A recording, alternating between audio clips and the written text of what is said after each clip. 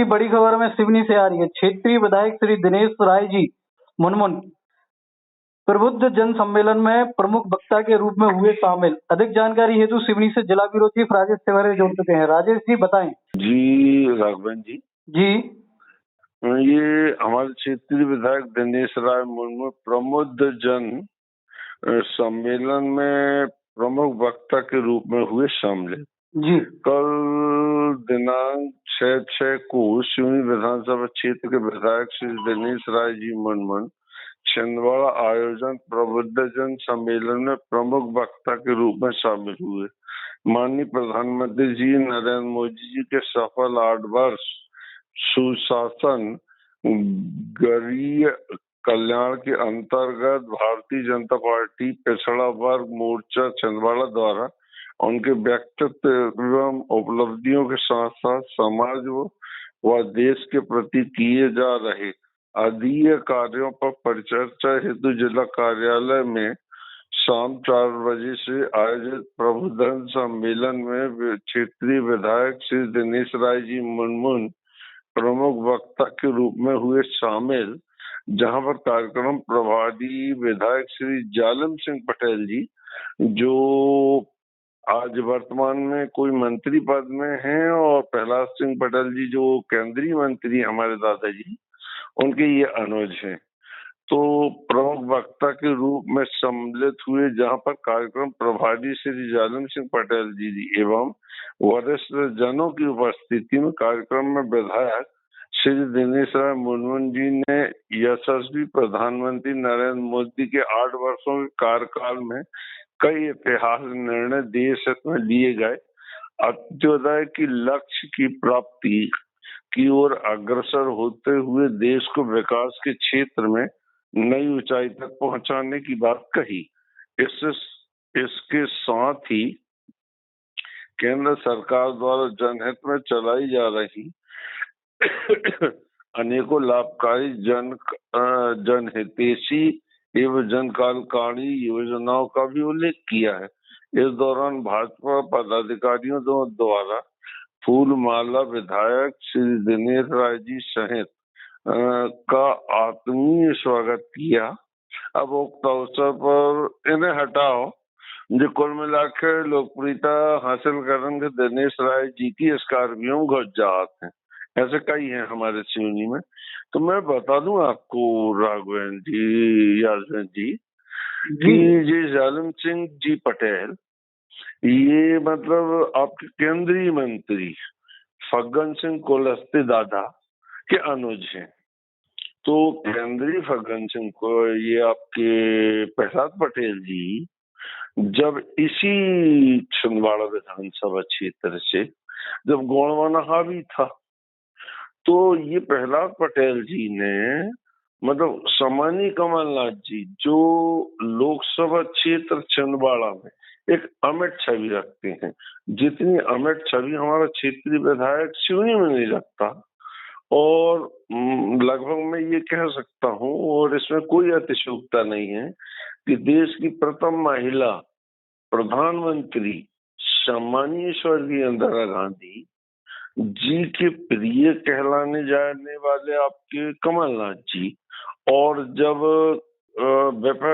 उस समय वर्तमान में कांग्रेस की सरकार थी, तो भाजपा ने देखा कि कमलनाथ जी बहुत प्रिय हैं आपके रहे हैं आपके राजीव गांधी जी से, जो स्वर्गीय लोग पधार चुके सुरक्षा व्यवस्था के कारण।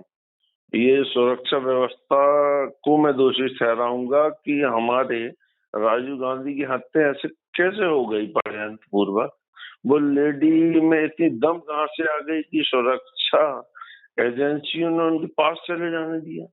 अब आप लीजिए सामान्य इंदिरा गांधी जी की मृत्यु पर शोध किसी ने किया कि ये खालिस्तान का मुद्दा उस समय से उठ रहा है जब इंदिरा गांधी जी की लोकप्रियता हिंदुस्तान में थी, जैसे आज हमारे देश के यशस्वी प्रधानमंत्री नरेंद्र मोदी जी की है।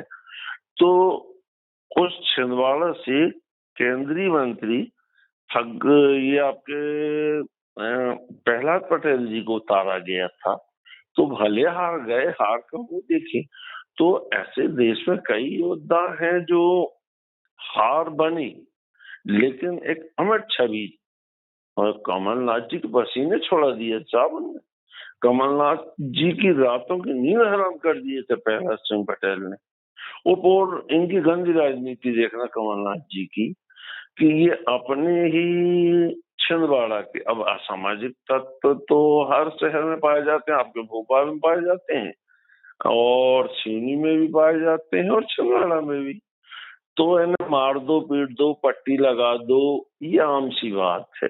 ये पिटन के भी तैयार हो जाते हैं और मारन के भी। तो उस समय कमलनाथ जी ने क्या किए है कि जहां जहां भाजपा का गढ़ था, जैसे चंद्रभान सिंह जी हैं, ऐसे बहुत भाजपा में भी है, तो उन क्षेत्रों में इन गुंडों को पट्टी शरीर में लगा के और हाथों में जख्म है, और जख्म हाथों का नहीं कहा मालूम भैया, मतलब मार पट्टी और प्लास्टर लगा के घुमाए कि जो गुंडागर्दी जो गोटेगांव और छिंदवाड़ा में इनकी चलती है, वो अब छिंदवाड़ा में भी चलेगी प्रहलाद जी पटेल की।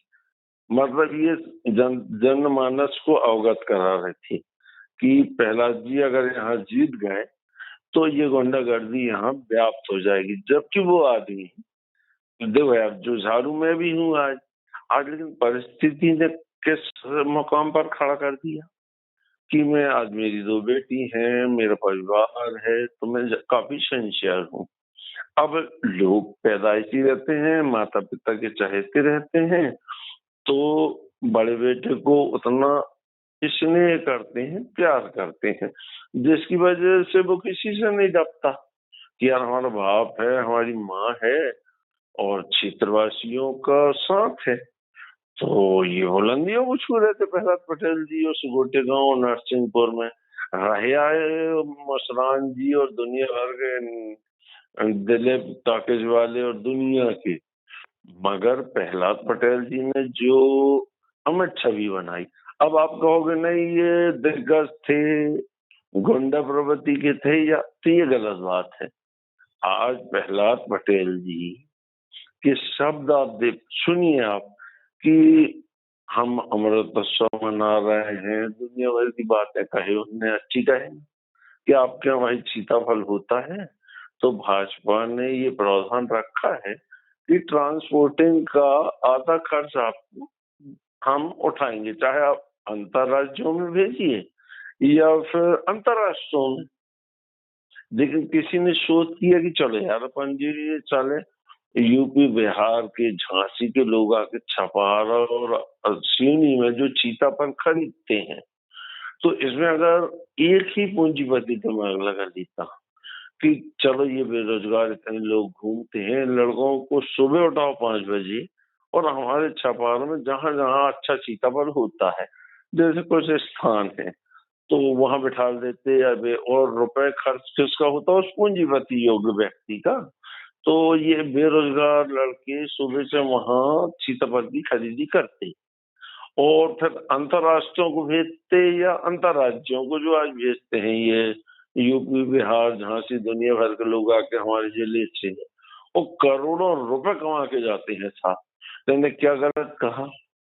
अगर कोई पूंजीपति या दिमाग लगा ले आज भी कि जैसे मैं बेरोजगार हूँ, चलिए, कि इन युवाओं को, जैसे वो लोग हमारे छपारा के या सिवनी के या कानीवाड़ा के लोगों को दादा दीदी 50,000 रुपए दे देते हैं, तो वो उन्हें रोजगार 2-3 महीने के लिए मिलता है। तो आज वो सीताफल विक्रेताओं की आप बिल्डिंग देखेंगे तो वैभव लक्ष्मी और स्वर्गीय ज्ञानलाल जी अग्रवाल, और आपके मान के चलिए हमारे छपारा में ऐसी कई बिल्डिंग हैं। तो ऐसी बिल्डिंग भी है उनकी जो सिर्फ वो अंतर्राज्यों के व्यापारियों के पैसे से सीताफल खरीद के उनको देते थे। तो आप अंदाजा लगा सकते हैं कि यूपी बिहार और आपके झांसी तरफ के जो व्यापारी पैसे न देते हैं, उनके भवन कैसे होंगे? आज प्रहलाद जी से अच्छे होंगे, ये सार्थक बात है ना। तो बेरोजगारों को रोजगार भी मिलता और जो व्यापारी रहता पूंजीपति हमारे यहाँ का, तो उसको वो भी पूंजीपति के नाम से कहलाता। और जी जब बाहर के लोग जो आते हैं और जो हमारे यहाँ बेरोजगार फकड़ घूम रहे हैं साले, किसी के पेपर बांट रहे हैं तो किसी की किराना दुकान में लगे हैं। जैसे मैंने एग्जाम्पल दिया था कि मैं अपने खेत की मिट्टी आपको भोपाल में क्यों, तो रोजगार है। जबलपुर बस स्टैंड में खटीकों की लड़कियां हों या मोमडन समाज के लड़के हों, उतनी सुगम मतलब चिल्लाना और बसों को के अपने पैसेंजरों को कॉपरेट करना कि दीदी सामान मैं रख रहा हूँ, आप चलिए चढ़िए, जब फुल बस भर देता था और 1000 रुपए जेब में रख लेता था, ये दिमाग की खाते।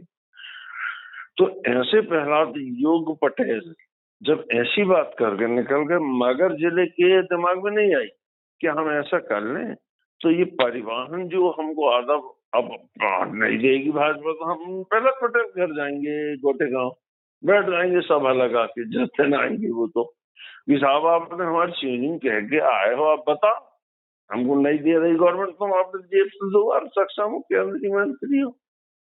तो जब वो आदमी बोल के चला गया तो वो इतनी वक्त तो रखता है कि प्रधानमंत्री तो बोलता कि मैंने भैया ऐसा बोल आया वहां। अब वो मेरे घर में बैठे जैसे हमारे दिनेश राय जी, उनने कोविड-19 में अपनी पूरी 1 करोड़ 1 लाख की जितनी मिलत भैया विधायक निधि का नहीं, 1 आधी करोड़ मिलत, तो पूरी राशि झोंक दिया। मुख्यमंत्री ने देखा यार हमारे विधायक की प्रतिष्ठा लगी है, उनने सबरे चादर वे लीपन के पोतन के वे अर्जुन खकोड़िया तक के अधिकार में गो कि हम कोविड-19 में अपनी विधायक निधि भले उनने ना फूके हों पूरी, उनके चाटुकारों ने फकट फर्जी बिल लगा के लुप्त उठाए हों। तो ऐसा अगर व्यक्ति कुछ बोल के जाता है तो आप उसका अनुज देखना छिंदवाड़ा में बैठा है और प्रमुख वक्ता में कौन है, हमारे क्षेत्रीय विधायक, जिनको जिलेवासी उपेक्षा करते। क्यों? क्योंकि उसकी लोकप्रियता तो क्षुब्ध है और वो वही बात छिंदवाड़ा में कर रहा है तो उसे योग्य ठहरा रहे हैं छिंदवाड़ा वाले। मतलब लोकसभा आपकी कमलनाथ जी कांग्रेस के जन के लोग, तो ये सीनी वाले के दिमाग में क्यों नहीं घुसती कि वही अच्छा योग्य व्यक्ति जो वक्ता के रूप में छिंदवाड़ा के लोग प्रसन्न है, तो सीनी वाले क्यों प्रसन्न नहीं होते? इसलिए नहीं होते कि यहाँ उनकी दाल नहीं गलती, चाहे भाजपा के हों या आपके ये कांग्रेस के हों। मैं लगातार बताता हूँ कि हमारे क्षेत्रीय विधायक अपनी मेहनत की खाता है, वो 5 गाड़ी ले आए और 10 गाड़ी ले आए और हवाई जहाज में घूमे, तो मेहनत का फल हर व्यक्ति को मिलता। आज धीरू भाई अंबानी का लोग नाम लेते हैं, तो कभी उसने अपने मुंह से कहा कि मैं मेरे आलीशान भवन के ऊपर मैंने हवाई पैड मतलब वो हेलीकॉप्टर उतारने की व्यवस्था की, लेकिन ये कौन, हम मीडिया वाले बताते हैं, भाजपा बताती है।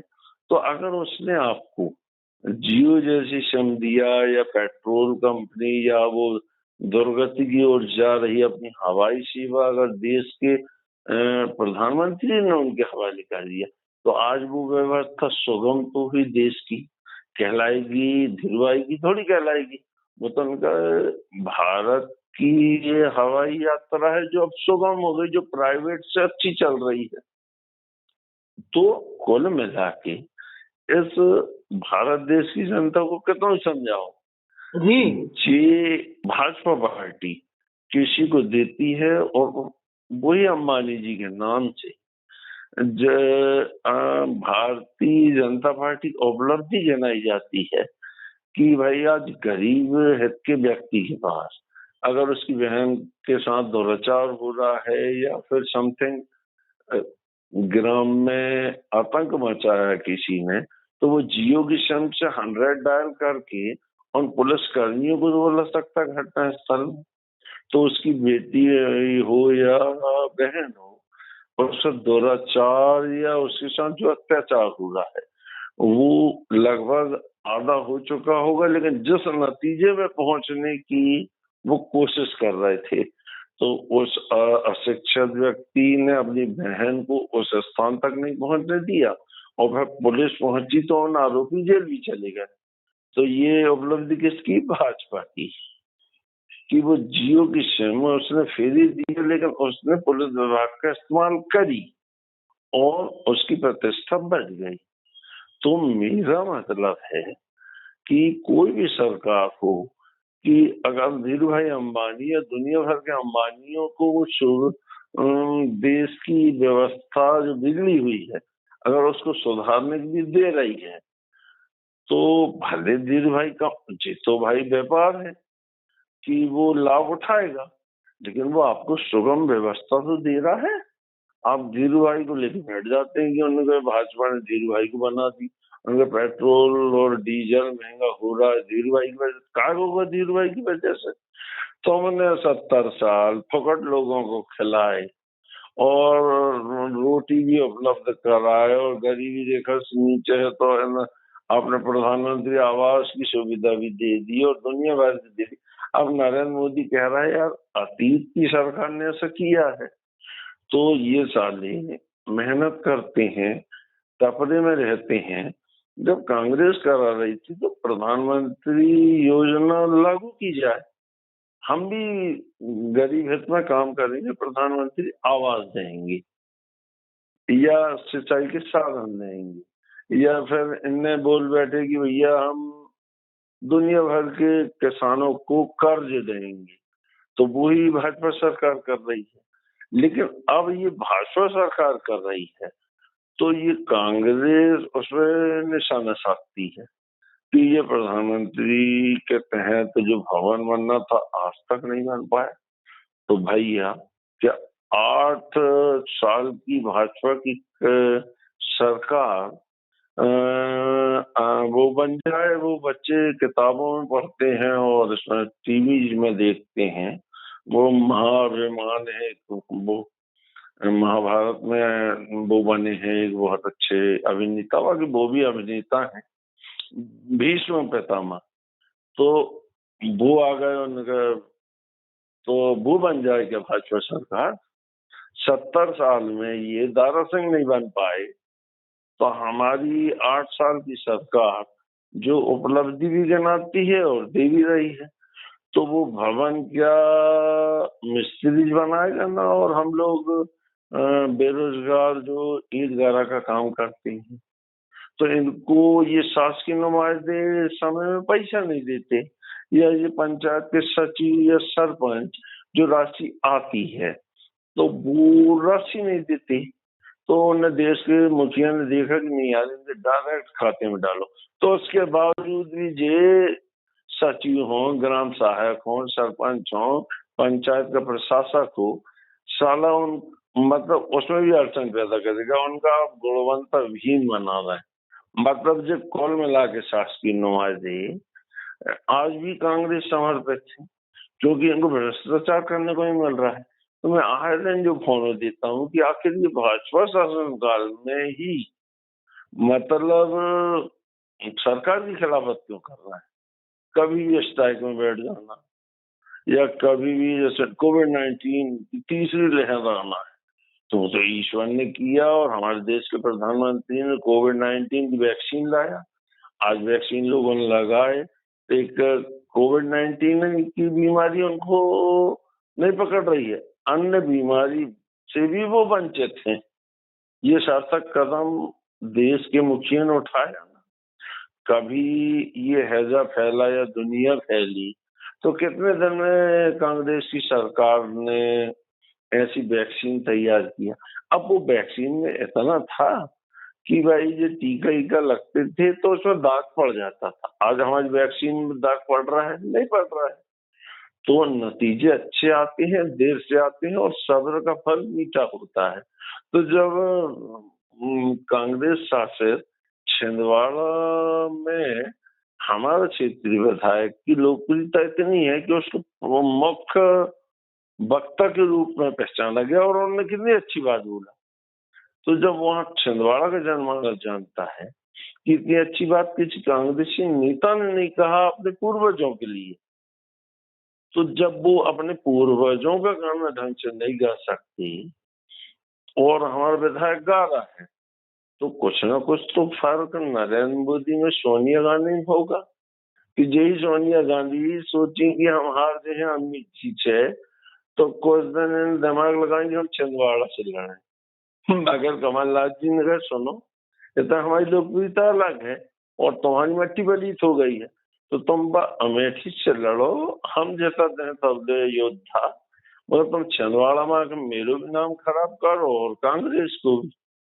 तो मेरा आशय ये है कि हर व्यक्ति अपनी छवि बनाए और देश की उन्नति हेतु कार्य करे, लेकिन अगर वह सरकार निर्णय लेती है, जैसे राजधानी चैनल ने अधिकृत किया कि राजेश तिवारी बहुत स्पष्ट बोलता है, तो मुझे टाइम तो देती है राजधानी चैनल। तो हर व्यक्ति की एक योग्यता होती है। आज मैं कम पढ़ा लिखा हूँ, दिनेश राय जी इंग्लिश बोल लेते हैं, बाकी वो इंग्लिश क्यों नहीं बोलते मंच में? कि भाई जनमानस पूरा शिक्षित नहीं है। कांग्रेस की सरकार ने शिक्षा के नाम में बहुत योजना निकाली, लेकिन भ्रष्टाचार इन्हीं की है जो आज स्ट्राइक में बैठ जाते हैं। क्यों बैठते हैं ये स्ट्राइक में? किसी ने शोध किया? नहीं किया कि इनको भ्रष्टाचारी का तांडव करने को नहीं मिल रहा है। तो ये आए दिन अब उन्होंने कहा भैया वो हमको महंगाई भत्ता भी दो और ये भी। तो क्यों? उस समय तो महंगाई भत्ता की मोह नहीं थी, क्योंकि उससे ज्यादा का तुम भ्रष्टाचार मचाए हुए थे और वो गरीब किसान को खा रहे थे बार बार, और कभी बैंक में जाकर खड़े नहीं हुए कि क्यों थे। इनको 2 लाख रुपए की किसानों की योजना आई है, तो तुम इसको 1.5 लाख दे रहे हो और ब्याज सहित 2.5 लाख वसूल रहे हो। तो कांग्रेस के योद्धा ने कभी बैंक स्ट्राइक किया? नहीं किया। तो जो बैंक वाले भी स्ट्राइक बैठ जाते हैं। कुल मिला के भ्रष्टाचार से मुक्त कराने के लिए भाजपा एक नई पहल कर रही है, तो जिस शासकीय नुमाइंदे स्ट्राइक में बैठ जाते। मैं तो चैनल के माध्यम से देश के प्रधानमंत्री कहता हूँ कि ये जो स्ट्राइक में बैठते हैं और आप मजबूर हो जाते हैं कि यार इनकी एक मांगों को पूरी करें, बिल्कुल मत करो। बल्कि ऐसे लोग तलाश करो जो पोस्ट ग्रेजुएट हो गए हैं, चाहे चिकित्सा के क्षेत्र में, इंजीनियरिंग के क्षेत्र में या फिर किसी भी क्षेत्र में, जो बेरोजगारी का मतलब एक कैंसर जैसी बीमारी को लेके बैठे हैं। तो कम से कम इनको लात मार के भगा और इनको पेंशन मत दो कि आप तुम बेरोजगारी झेलो, और जो बेरोजगार लड़के हैं उनको आप इनसे कम राशि दो और काम वही लो, तो वो अच्छे से करेंगे और एहसान भी मान देंगे भाजपा सरकार का कि इनने हमें बेरोजगारी से मुक्त कराया, तो ये ईमानदारी से काम करेंगे। मगर ये नमक हराम जो स्ट्राइक में बैठते हैं सिर्फ भ्रष्टाचार की समाप्त होने के कारण, तो इनकी भी समझ में आ जाएगा, तो इनको भी एक सबक मिलेगा कि भाजपा सरकार देखो यार भ्रष्टाचार करने वालों को लात मार के भगा दी, तो जी कभी विरोध का स्वर नहीं बोलेंगे और व्यवस्था सुगम रहेगी। मेरा कहने का अर्थ सिर्फ इतना था दिनेश राय जी कि मैं लोकप्रियता का बखान नहीं कर रहा हूँ। दिनेश राय जी, एक मिनट, दिनेश राय जी जैसे बहुत हैं भाजपा में। प्रहलाद पटेल जी हैं, आपके हमारे दादा फग्गन सिंह जी हैं, आप ओम प्रकाश सकलेजा जी हैं, प्रदेश स्तर की बात करें आप वहां चले जाइए अगर भाजपा ही में, तो आज क्यों पंडित दीनदयाल के या श्यामा चरण मुखर्जी के या हमारे वो दादा अटल बिहारी वाजपेयी स्वर्गीय के गाने गाए जाते हैं? क्योंकि वह इसी के तहत पहल काम कर रहे थे। तो उनके सपनों को देखते हुए, उनकी विचारधारा को देखते हुए आज भाजपा सरकार उन्नति की ओर तो है। तो ऐसा प्रेरणा स्रोत कांग्रेस को क्यों नहीं मिला? वजह जानते हैं आप? क्योंकि विदेशी हुकूमत कांग्रेस को चला रही थी और विदेशी हुकूमत से जनमानस पहले से प्रताड़ित था। वो भले गरीब हित का, आदिवासी हित का व्यक्ति नहीं जान पाया और कांग्रेस को लगातार जिताया, और वो ही उसकी हार का कारण भी बना। तो मतलब नतीजा वही है, ईश्वर को मानोगे वो देगा, लेकिन ईश्वर के विरुद्ध चले आओ तो वो ईश्वर उसकी सजा भी देगा, जिसका मालाल आपको आए दिन रहेगा। जी राघवेंद्र जी। जी राजेश जी, तमाम जानकारी साझा करने के लिए बहुत बहुत धन्यवाद। जी धन्यवाद।